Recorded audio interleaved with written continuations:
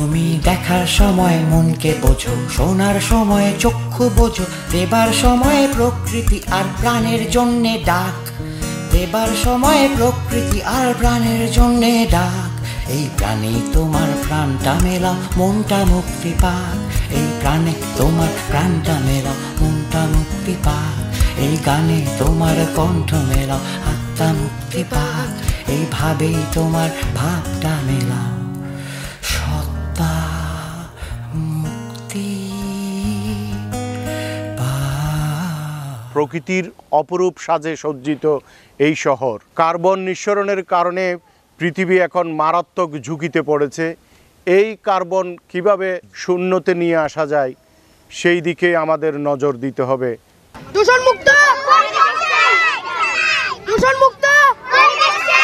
Carbon নিঃসরণ যদি কমাতে না পারে কি পরিণতির দিকে আমরা যাব, সেই বিষয়টা মাহাফারা ফাতেমার কাছে জানতে চাচ্ছি। কার্বন নিঃসরণ একটি ব্যাপক বিষয় এবং বিল্ডিং কনস্ট্রাকশনের ক্ষেত্রে এটাকে আমরা দুই ভাগে প্রধানত ভাগ করতে পারি। যেটিকে প্রথম বলা যায় যে ভবন নির্মাণের ক্ষেত্রে। ভবন নির্মাণের ক্ষেত্রে দেখা যায় আমরা ভবন নির্মাণে বিভিন্ন ধরনের সামগ্রী ব্যবহার করে থাকি, যেমন সিমেন্ট, ইট, তারপর ইস্পাত। এই প্রত্যেকটা সামগ্রী উৎপাদনের ক্ষেত্রে কিন্তু কার্বন কোনো না কোনোভাবে নিঃসরিত হয়। যেমন আমরা বলতে পারি সিমেন্ট যখন তৈরি করা হয় তখন দেখা যায় প্রচুর পরিমাণে ক্যালসিয়াম কার্বনেটকে গলিয়ে উচ্চ মাত্রায় কিন্তু চুন উৎপন্ন করা হয় এবং সেখান থেকে কোনো না কোনোভাবে সিমেন্টটা আসে। একইভাবে দেখা যায় যখন আমরা ইস্পাত তৈরি করছি সেই রাসায়নিক প্রক্রিয়ার মাধ্যমেও কিন্তু কার্বন নিঃসরিত হচ্ছে। একইভাবে আমাদের ইটের ভাটার দিকেও তাকাই, দেখা যায় ধোঁয়া নির্গত হচ্ছে। এই সকল বিষয়ে কিন্তু আমাদের কার্বন নিঃসরণের ক্ষেত্রে ভূমিকা রাখছে। জাতিসংঘের পরিবেশ কর্মসূচির তথ্য অনুযায়ী বিশ্বব্যাপী গ্রিনহাউস গ্যাসের প্রায় 37% ভূমিকা রাখছে এই বিল্ডিং কনস্ট্রাকশন খাতটি। সামরিনা জামাল আমাদেরকে একটু বলবেন কিভাবে আমরা কৃষিখাতকে রক্ষা করতে পারি? বর্তমান পরিসংখ্যান অনুযায়ী যদি আমি বলি, বৈশ্বিক কার্বন নিঃসরণের প্রায় 20% আসে কৃষি এবং ভূমি ব্যবহার খাত থেকে। এর উপখাতগুলোর মধ্যে পশুপালন খাত থেকে 7%, ফসল উৎপাদন খাত থেকে 6%, কৃষি বর্জ্য খাত থেকে 4%, কৃষি এবং এর ভূমি ব্যবহার খাত থেকে 2% এবং কৃষিতে ব্যবহৃত জ্বালানি প্রায় 1% কার্বন নিঃসরণের জন্য দায়ী। ফলাফলস্বরূপ বৃদ্ধি পাচ্ছে বৈশ্বিক তাপমাত্রা এবং জলবায়ু পরিবর্তনের ঝুঁকি। তাপমাত্রা বৃদ্ধির সাথে সাথে বাড়ছে প্রাকৃতিক দুর্যোগ, ঘূর্ণিঝড়, বন্যা, খরা এবং দাবানলের মাত্রা এবং ঘনত্ব। কারণসমূহ যদি আমি বলতে যাই, এর প্রধান কারণ বলা যায় কৃষিতে ব্যবহৃত নাইট্রোজেন ঘটিত বিভিন্ন সার, যা মাটির সংস্পর্শে নাইট্রাস অক্সাইড নির্গত করে, যা কার্বন নিঃসরণের অন্যতম প্রধান একটি উৎস। বৈশ্বিক জলবায়ু রক্ষার উদ্দেশ্যে জাতিসংঘ 2050 সালের মধ্যে গ্রিনহাউস গ্যাসের নিঃসরণের মাত্রা শূন্যে আনার একটি লক্ষ্যমাত্রা স্থির করেছে। তারই সূত্র ধরে কৃষিতেও রয়েছে কার্বন নিঃসরণ কমানোর ব্যাপক সুযোগ। আমরা এখন জানতে চাইব হুসাইন আল মাহবুবের কাছে কিভাবে পরিবহন খাতে কার্বন নিঃসরণ কমানো যায়। বর্তমান বিশ্বে যে কয়টি খাত থেকে সবথেকে বেশি কার্বন নিঃসরণ হচ্ছে তার মধ্যে পরিবহন খাত অন্যতম এবং এটি তৃতীয় স্থানে রয়েছে। আমরা যদি গত 100 বছরের তুলনা দিই, পুরো বিশ্বে গত 100 বছরে 1.5 ডিগ্রি সেলসিয়াস তাপমাত্রা বেড়েছে। এটা আমাদের জন্য খুবই ভীতিকর। আমরা যদি একটি উদাহরণ দিই, যে অ্যান্টার্কটিকা মহাদেশের সবথেকে যে বরফখণ্ড সেটিও গলে গিয়েছে শুধু এই কার্বন নিঃসরণের ফলে, গ্রিনহাউস ইফেক্ট এবং গ্লোবাল ওয়ার্মিংয়ের কারণে। আমরা যদি বাংলাদেশের পরিবহন সেক্টরের কথাই চিন্তা করি, বাংলাদেশের পরিবহন সেক্টরে অনেক গাড়ি রয়েছে, private car, public transport, train, উড়োজাহাজ। আমরা একটি উদাহরণ দিতে পারি, বিশেষ করে আমরা যখন শহরাঞ্চলে যাই আমরা দেখি যে মানুষ প্রাইভেট কার নিয়ে প্রতিনিয়ত বের হচ্ছে। আমরা যদি 10টা মানুষ 10টা প্রাইভেট কার নিয়ে বের হয়, কিন্তু সেই 10টা মানুষকে যদি আমরা একটি পাবলিক ট্রান্সপোর্টে উঠাতে পারি, তাহলে দেখা গেছে যে 10টি গাড়ি থেকে কার্বন ইমিশন না হয়ে একটি গাড়ি থেকে কার্বন ইমিশন হবে, যেটা আমাদের জন্য খুবই, আমাদের পরিবেশের জন্য, প্রকৃতির জন্য ভালো হবে। আমরা এখন চট্টগ্রামের বারলিয়ায় অবস্থিত ডংমেল রোডে মার্স টেক্সটাইল মিলে এসেছি। তাদের ভিতরে যাব, দেখব তাদের সাথে কিভাবে পরিবেশ বান্ধবতার সম্পর্ক রয়েছে এবং তারা পরিবেশ রক্ষায় কি কি যন্ত্রপাতি এবং ইকুইপমেন্ট ব্যবহার করছে তারা আমরা আজকে একটু দেখার চেষ্টা করব। আসুন আমরা যাই। স্পিনিং মিলের কাজ হলো সুতা উৎপাদন করা। আমরা বেসিক্যালি তুলা র কটন থেকে আমরা সুতা উৎপাদন করি এবং এই প্রসেসটাকে বলা হয় স্পিনিং। স্পিনিং করতে গেলে অনেকগুলো চ্যালেঞ্জেস থাকে। স্পিনিং করতে গিয়ে ডাস্ট হয়, র মেটেরিয়াল তুলা থেকে অনেকগুলো ডাস্ট উড়ে এবং সেই ডাস্টগুলো উড়ে হয়তো বা এনভায়রনমেন্টে চলে যেতে পারে। তাই আমাদের এই স্টেট অফ দি আর্ট টেকনোলজির এই মিলে সবচেয়ে লেটেস্ট এসি প্লান্ট বা HVAC সিস্টেম আছে। এই HVAC সিস্টেম দ্বারা আমরা এই ডাস্টগুলোকে সঠিকভাবে কালেক্ট করতে পারি। তাছাড়াও আমাদের পরিবেশ অধিদপ্তরের ইন্ডাস্ট্রি ক্লাসিফিকেশন অনুযায়ী আমরা অরেঞ্জ ক্যাটাগরির ইন্ডাস্ট্রি, এবং আমাদের মূল কাজ যেটা করতে হয় অধিদপ্তরের রুলস অনুযায়ী তা হলো যে সাউন্ডের ডেসিবেলস বা শব্দ দূষণ যাতে না হয়, সাউন্ডের একটি নির্দিষ্ট ডেসিবেলস আমাদেরকে মেনটেন করতে হয় প্রোডাকশন করার সময়। পরিবেশ বান্ধব ইন্ডাস্ট্রি যারা পরিচালনা করবেন, শুধুমাত্র স্পিনিং বা টেক্সটাইলে নয়, যে কোনো ইন্ডাস্ট্রিতে যদি কার্বন ক্রেডিট বেচা বিক্রি করার স্কোপটা যদি বাংলাদেশ ব্যাংকের মাধ্যমে সুনির্দিষ্ট চ্যানেলে এই ধরনের লেনদেনগুলো যদি করা যায়, তাহলে এই ধরনের নতুন পরিবেশ বান্ধব ফ্যাক্টরিগুলো এবং ইন্ডাস্ট্রিগুলোর যে ইকোনমিক যে ভ্যালু এডিশন হবে তা একটা বিনিয়োগকে অনেক সাশ্রয়ী করে তুলবে। কার্বন নিঃসরণের সাতকাহন জানতে আমরা এসছি চট্টগ্রাম বিশ্ববিদ্যালয়ের ভূগোল ও পরিবেশবিদ্যা বিভাগের অধ্যাপক ডক্টর মোহাম্মদ ইকবাল সরোয়ারের কাছে। আসলে আপনার কাছে জানতে এসছি, পৃথিবীতে যে বলছে কার্বন নিঃসরণের কারণে ঝুঁকির দিকে যাচ্ছে, প্রতিনিয়ত ক্ষতির দিকে যাচ্ছে পৃথিবী, সেই কার্বনটা আসলে কি? আমরা জানি কার্বন একটা মৌলিক পদার্থ। পৃথিবীর জীবজগতের জন্য, জীবজগতের অন্যতম যে প্রাচীন গাঠনিক মৌল কাঠামো আছে তার মধ্যে কার্বন অন্যতম। আপনার যে কার্বন ডাইঅক্সাইড, কার্বন মনোক্সাইড এবং অন্যান্য যৌগের সমন্বয়ে কার্বন বায়ুমণ্ডল অবস্থান করে। এই কার্বনগুলো কোত্থেকে নিঃসরণ হয়? আমরা জানি কয়লা, ডিজেল, তারপর হচ্ছে জীবাশ্ম জ্বালানি, তারপর হচ্ছে আপনার যে প্রাকৃতিক গ্যাসগুলো আমরা পোড়াই, এখান থেকে আপনার কার্বনগুলো নিঃসরণ হয়। এই কার্বনটা নিঃসরণ হচ্ছে আসলে সবচেয়ে, আমরা জানি এই যে সাম্প্রতিক সময় সবচেয়ে আলোচিত বিষয় হচ্ছে আপনার বৈশ্বিক উষ্ণায়ন বা জলবায়ু পরিবর্তন। বিশ্বের জলবায়ু পরিবর্তন হচ্ছে, তার মধ্যে যে কার্বনটা নিঃসরণ হচ্ছে শিল্পোন্নত দেশগুলো হচ্ছে আপনার 60% আপনার কার্বন নিঃসরণ হচ্ছে শিল্পোন্নত দেশগুলো, যেমন আপনার যুক্তরাষ্ট্র, যুক্তরাজ্য, অস্ট্রেলিয়া, চীন, রাশিয়া, ভারত, এই সমস্ত দেশগুলো। এই যে কার্বন, এই কার্বনগুলা আপনার কী সমস্যা করছে আমাদের প্রকৃতির, আমাদের পৃথিবীর? এই কার্বন সমস্যাগুলো বৈশ্বিক উষ্ণায়ন সৃষ্টি করতে ভূমিকা রাখছে। গ্রিন হাউস আপনার তাপমাত্রা বৃদ্ধি পাচ্ছে। তারপর হচ্ছে আপনার যে আমাদের ওজন যে লেয়ার আছে, অ্যাটমসফিয়ারিক যে লেয়ারটা বলি আমরা, যে ওজন যে লেয়ারটা আছে, এই ওজন লেয়ার একটা ওজন গ্যাস আছে। এই গ্যাসটা আমাদের সূর্যের আল্ট্রাভায়োলেট রেটা এই পৃথিবীতে আসতে বাধা দেয়। হ্যাঁ, এটা আমাদের উদ্ভিদ জগতের জন্য, জীবজগতের জন্য, প্রাণী জগতের জন্য ক্ষতিকর। এবং এই যে ওজন লেয়ারটা আছে, এটা কিন্তু ধীরে ধীরে পাতলা হয়ে যাচ্ছে এই কার্বনের কারণে।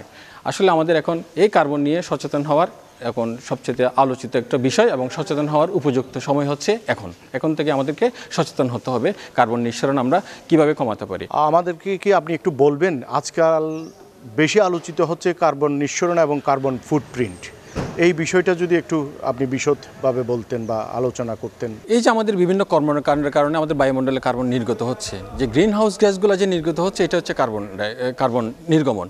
আসলে আমরা কি জানি গ্রিন হাউস গ্যাস কি? এই যে carbon dioxide, carbon monoxide, methane, chlorofluoro, যেটা আমরা CFC বলি, সেটা হচ্ছে আপনার গ্রিন হাউস গ্যাস। এর মধ্যে কার্বন হচ্ছে অন্যতম। আমাদের বিভিন্ন কর্মকাণ্ডের কারণেই এবং প্রাকৃতিক কিছু কারণে আপনার এই গ্রিন হাউস গ্যাসগুলা উৎপন্ন হচ্ছে। তাহলে প্রাকৃতিক কারণগুলো কী কী? প্রাকৃতিক হচ্ছে আমার আপনার কোনো হাত নাই, প্রকৃতিগতভাবে যে জিনিসগুলো হচ্ছে, যেমন আপনার হচ্ছে এই ভলক্যানিক এরাপশন, আগ্নেয়গিরির অগ্নুৎপাত, তারপর হচ্ছে আপনার যে নিঃশ্বাস ত্যাগ করছে, আমরা যে যদি সারা বাংলাদেশের 17 কোটি মানুষ বা 18 কোটি মানুষ, পৃথিবীর 700 কোটি মানুষের যে কার্বন ডাইঅক্সাইড নির্গত হচ্ছে সেটা, তারপর হচ্ছে আমাদের যে কর্মকাণ্ডগুলো আছে সেটা, আর আমাদের মানুষের সৃষ্ট কিছু কারণ আছে যার ফলে কার্বন নিঃসরণ হচ্ছে। যেমন আমরা গাড়ি চালাই, আমরা ইন্ডাস্ট্রি কলকারখানা চালাই, তারপর হচ্ছে আমরা রান্নাবান্না করি, এখান থেকে প্রচুর কার্বন আপনার কি হচ্ছে নিঃসরণ হচ্ছে। আরেকটা বিষয় হচ্ছে সেটা হচ্ছে বনাঞ্চল নিধন। আমরা যে গাছগুলো আছে, আমরা জানি আমরা কার্বন ডাইঅক্সাইড ত্যাগ করি, অক্সিজেন গ্রহণ করি। আর গাছপালা কি করে? গাছপালা হচ্ছে আপনার অক্সিজেন ত্যাগ করে, কার্বন ডাইঅক্সাইড গ্রহণ করে। তো একটা ব্যালেন্স রক্ষা করে এটার মধ্যে। তো আমরা যখন বনাঞ্চল, বিশাল আকারের বনাঞ্চল যে আপনারা নিধন করছি, এর ফলে কিন্তু আপনার ওই যে কার্বন ডাইঅক্সাইডের পরিমাণটা বেড়ে যাচ্ছে। এবং একই সাথে গাছগুলো কাটার পর যেগুলো পুরানো হয়, আগুন দিয়ে পুড়ায় ফেলে শক্তি উৎপাদনের জন্য, তখন এখানে যে কার্বনগুলো জমা থাকে, সেই কার্বনগুলো আপনার আবার বায়ুমণ্ডলে ছড়িয়ে পড়ে। এইভাবে কিন্তু কার্বনটা নির্গমন হচ্ছে আপনার কোথায়? আমাদের অ্যাটমসফিয়ারে, বায়ুমণ্ডলে। কার্বন নিঃসরণের সাথে সাথে আরেকটা বিষয় হচ্ছে কার্বন ফুটপ্রিন্ট। এই জিনিসটা কি? ফুটপ্রিন্ট হচ্ছে একটা মানুষ, একটা সংস্থা, একটা প্রতিষ্ঠান তার জীবদশায় কোনো কর্মকাণ্ডের মাধ্যমে যেখানে কার্বন নিঃসরণ করে। আমরা তো জানি যে আমরা বিভিন্ন উৎপাদনের সাথে জড়িত, আমরা যে দৈনন্দিন যে চলাফেরা করি, যে কাজকর্মগুলো করি, সেখান থেকে আমরা প্রচুর কার্বন পদচিহ্ন রেখে যাচ্ছি। অর্থাৎ আমার কর্মকাণ্ডের মাধ্যমে, আমার সংস্থার কর্মকাণ্ডের মাধ্যমে কোনো একটা সেবা দিতে গিয়ে যখন কার্বনটা আপনার এই অ্যাটমসফিয়ারে ছড়িয়ে দেয়, সেটা হচ্ছে আপনার কার্বন ফুটপ্রিন্ট। এই কার্বন ফুটপ্রিন্টের সাথে আরেকটা জিনিস এখন নতুন অ্যাড হয়েছে, সেটা হচ্ছে আপনার ডিজিটাল ফুটপ্রিন্ট।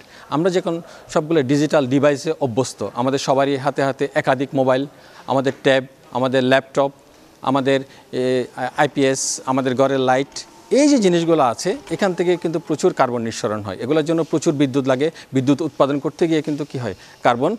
বিদ্যুৎ উৎপাদন করতে গিয়ে আবার কি কার্বন তৈরি হচ্ছে। কিন্তু একই সাথে আমরা যে আপনার ইউটিউব, মোবাইল যে এগুলো ইন্টারনেট করছি, এগুলো ইউজ করছি, এগুলো যে আদান প্রদান হচ্ছে, এখান থেকেও কিন্তু কার্বনের পদচিহ্ন আমরা নিয়ে যাচ্ছি। এর মাধ্যমে কিন্তু একটা কি ডিজিটাল এই যে কার্বন নিঃসরণ হচ্ছে অ্যাটমসফিয়ারে, আমাদের কর্মকাণ্ডের মাধ্যমে কার্বন ফুটপ্রিন্ট রেখে যাচ্ছি। একই সাথে সাথে আপনার ডিজিটাল ফুটপ্রিন্টের মাধ্যমে আমরা কিন্তু কি এই অ্যাটমসফিয়ারে কার্বনের পরিমাণটা বাড়িয়ে দিচ্ছি। বিশ্বব্যাপী একটা আলোড়িত বিষয় হচ্ছে 3.0। এই 3.0-র একটা টপিক হচ্ছে শূন্য কার্বন নিঃসরণ। এই বিষয়ে কি আপনি একটু বলবেন আমাদেরকে? এটা কি?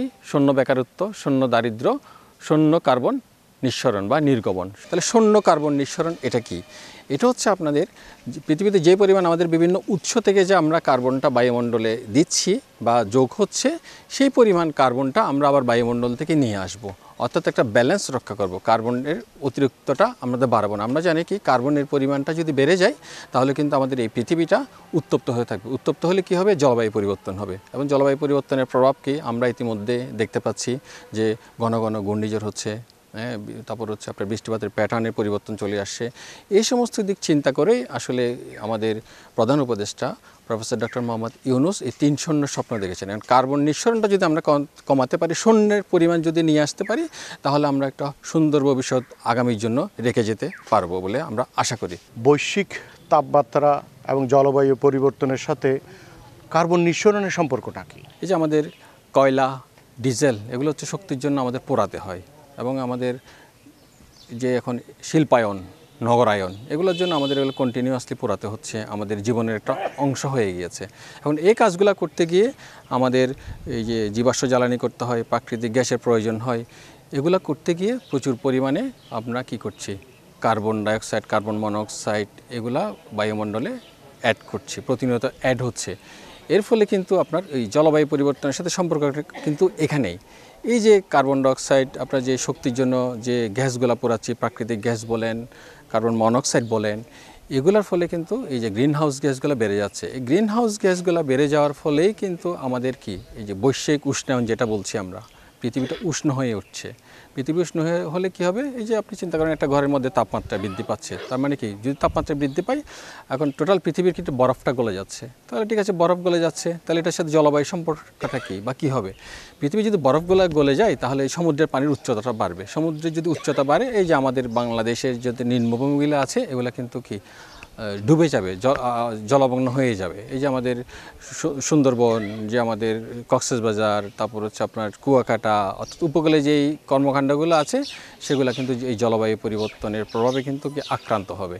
এইভাবে কিন্তু একটা কি কার্বন নিঃসরণের সাথে জলবায়ুর সম্পর্ক। এই সমস্যাগুলো থেকে উত্তরণের উপায়টা কি? এখন আমাদের আসলে যার অবস্থান থেকে বিভিন্নভাবে উদ্যোগ নিতে হবে। কিছু উদ্যোগ নিতে হবে নিজ থেকে, কিছু উদ্যোগ নিতে হবে আপনার আঞ্চলিক পর্যায়ে, কিছু হচ্ছে রাষ্ট্রীয়, কিছু হচ্ছে আন্তঃরাষ্ট্রীয়। এখন আমরা কি করতে পারি? ব্যক্তিগতভাবে আমরা হাঁটার অভ্যাস বাড়াতে পারি। আমরা এখন তো সব কিছু আপনার মোটরাইজড হয়ে গেছে সব কিছু। আমরা গাড়ি লাগে, মোটরসাইকেল লাগে, মোটরসাইকেলের প্রচুর ব্যবহার আপনার সাম্প্রতিক সময় দেখতে পাচ্ছি। তবে এটার মোটরসাইকেলের পরিবর্তে আমরা যদি বাইসাইকেল করতে পারি, বাইসাইকেল ইউজ করতে পারি, হাঁটার অভ্যাস বাড়াতে পারি, তাহলে কিন্তু কার্বনের পরিমাণটা কমবে। আরেকটা হচ্ছে আমরা ব্যাপক আকারে গাছ লাগাতে হবে। গাছ কি করে? গাছ কিন্তু কার্বন শোষণ করে, সেই জন্য কিন্তু ব্যাপক আকারে আমরা প্রতি বছরই গাছ লাগাই। শুধু গাছ লাগালে হবে না, আমরা যে গাছগুলো লাগিয়েছি বা গত বছর লাগিয়েছি, এবছর লাগাচ্ছি, এগুলো যথাযথভাবে পরিচর্যা করতে হবে যাতে গাছগুলো ঠিকমতো বেড়ে ওঠে। তাহলে কিন্তু এই যে কার্বনটা আপনার গাছটা শোষণ নেবে যদি আমরা বনাঞ্চলের পরিমাণ বাড়াতে পারি।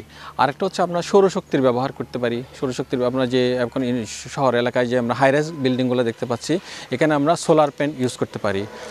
তারপর হচ্ছে আপনার বিদ্যুৎ, আমরা যেটা বলে আপনার ক্লিন সবুজ জ্বালানি, সেটা আমরা ব্যবহার করতে পারি। কৃষি উৎপাদন করতে গিয়ে আমরা কিছু প্রচুর ফার্টিলাইজার বা সার ইউজ করি। এই সারের বিকল্প হিসেবে যদি আমরা জৈব সার ইউজ করি তাহলে কিন্তু এটা আমাদের প্রকৃতি বান্ধব হবে, তাহলে কার্বনের পরিমাণ এখান থেকেও কিন্তু কমে আসতে পারে। পরিবেশ নিয়ে কাজ করতে এসে মাঠে ময়দানে আমরা ঘুরি।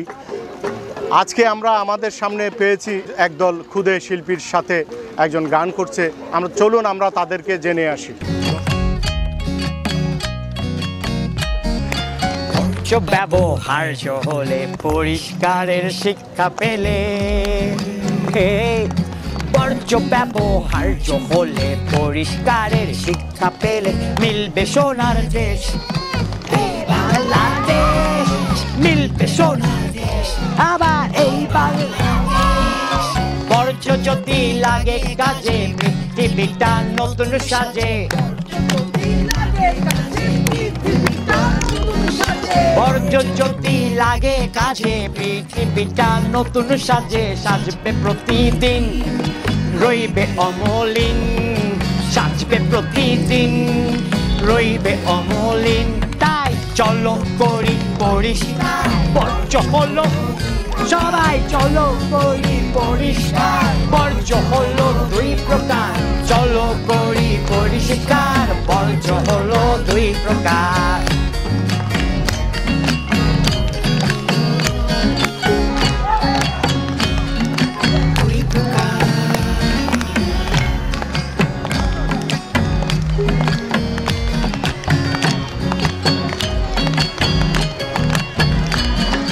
পলিথিনে নালা জমে দেশটা আটকে যাচ্ছে ক্রমে,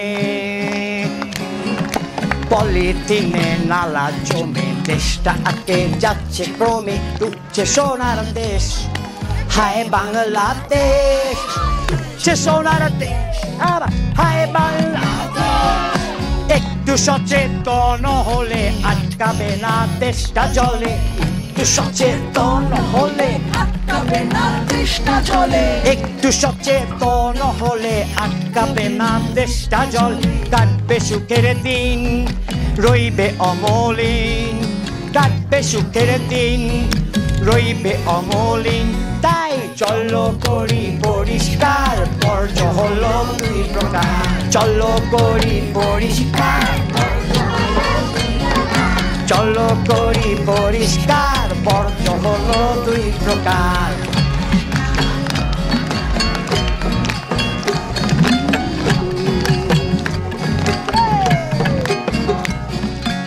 পরিবেশ রক্ষার জন্য আমরা এগিয়ে এসে সরকারি কার্যক্রমকে এবং কর্তৃপক্ষকে সহযোগিতা করে আমরা বিভিন্ন উদ্যোগের সাথে সহমত পোষণ করে কাজ করতে পারি। একটি নিরাপদ, টেকসই এবং সুন্দর পৃথিবী গড়ার জন্য চলুন এগিয়ে আসি আমরা সবাই। আমরা আমাদের আগামী প্রজন্মের হাতে এক হাতে একটি বই, এক হাতে একটি গাছ দিয়ে আমরা তাদেরকে আগমনী বার্তা জানাই। আসুন সবাই মিলে একসাথে কাজ করি, পরিবেশটাকে সুরক্ষা দিই। তুমি দেখার সময় মনকে বোঝো, শোনার সময় চক্ষু বোঝো, দেবার সময় প্রকৃতি আর প্রাণের জন্যে ডাক।